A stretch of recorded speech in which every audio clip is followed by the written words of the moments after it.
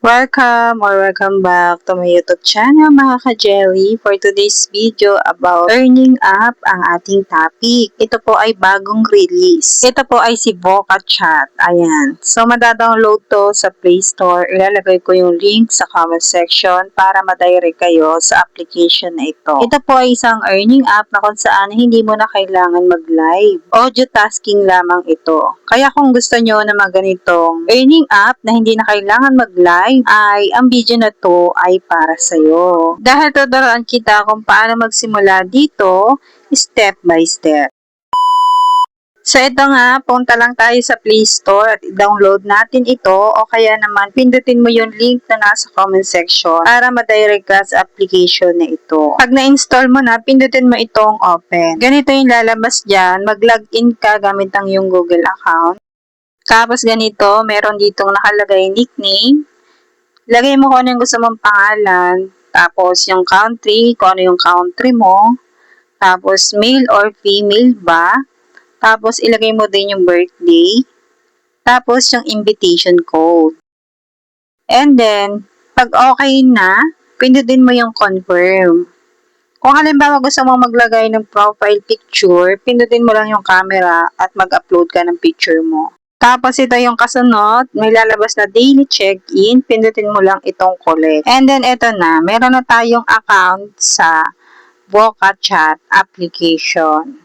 So ngayon, para magkaroon tayo dito ng tasking, kailangan natin ng agency. Hindi po ako agent or wala po akong agency dito sa application na ito, pero meron po akong sinalihan. At kung gusto nyo lamang po, ay pwede kayong mag-join sa kanya. Ayan po yung kanyang ID number.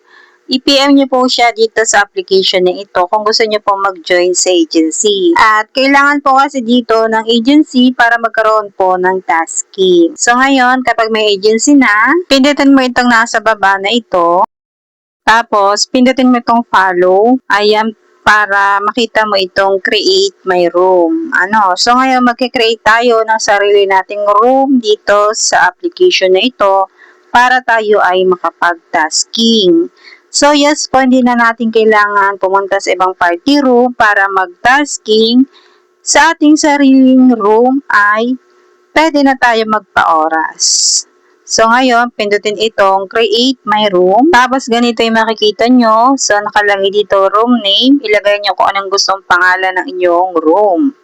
Tapos room announcement.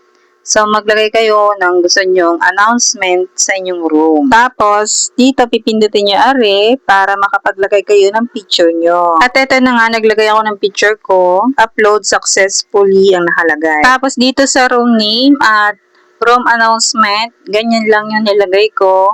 Hello at welcome. So, hindi ko na hinabaan kasi, example lang naman. Kayo pa rin ang bahala kung ano yung ilalagay nyo dyan. Tapos, dito naman sa baba, nakalagay dito yung room theme. So, optional lang niya kung gusto nyong mamili kung ano yung theme or design na gusto nyong makita sa inyong room. And then, pag okay na, pindutin itong confirm. And then, ayan, ang lalabas, pindutin itong while using the app.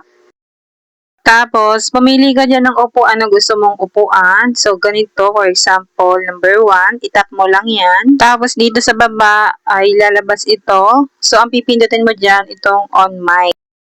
Tapos, ito nga nakalagay, operation successful. So, nakaupo ka na dyan. So, ngayon, ang gagawin mo, stay put ka lang dyan kasi nga, audio tasking yan.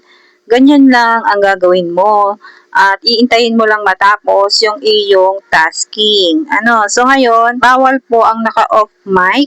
Kailangan naka-open mic, okay? Dito mo makikita kung tapos ka na sa iyong tasking or sa iyong paoras dito sa host on mic reward.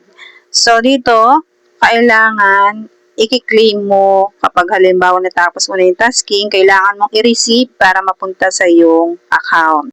Ganito siya kapag natapos mo na yung tasking, may lalabas diyang receive, 3 yan. Ayan, ng isang oras, 2 oras, ibig sabihin 2 oras kang magtatasking, magpapa-oras. 2 oras po pag newbie. Nakalagay dito, new user on mic task.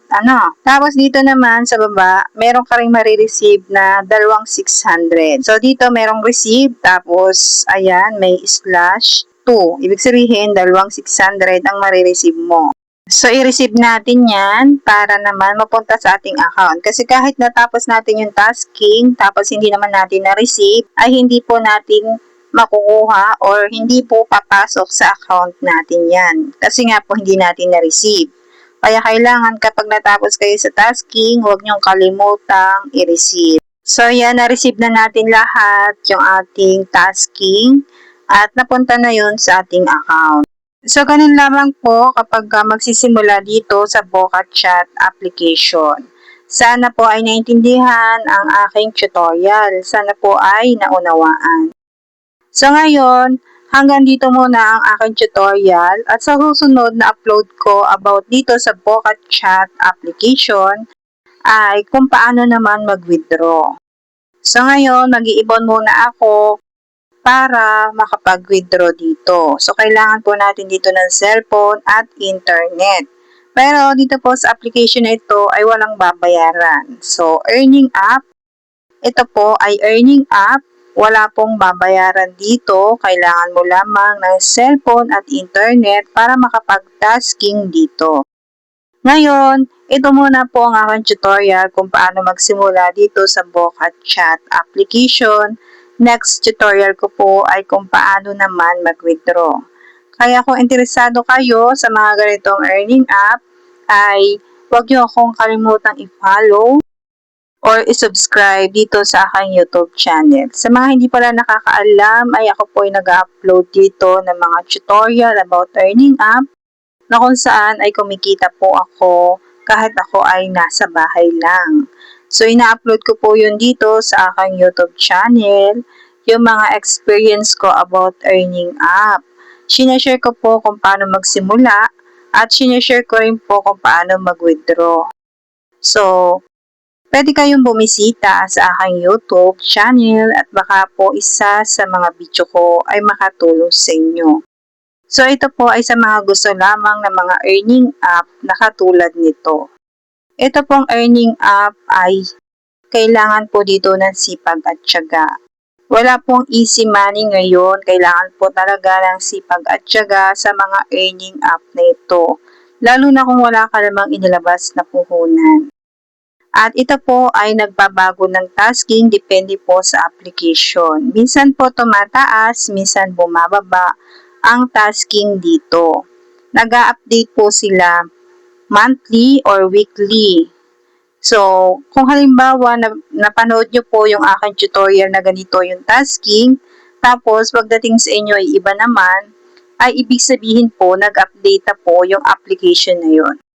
So, yun lamang po ang aking tutorial for today. Thank you for watching. Bye!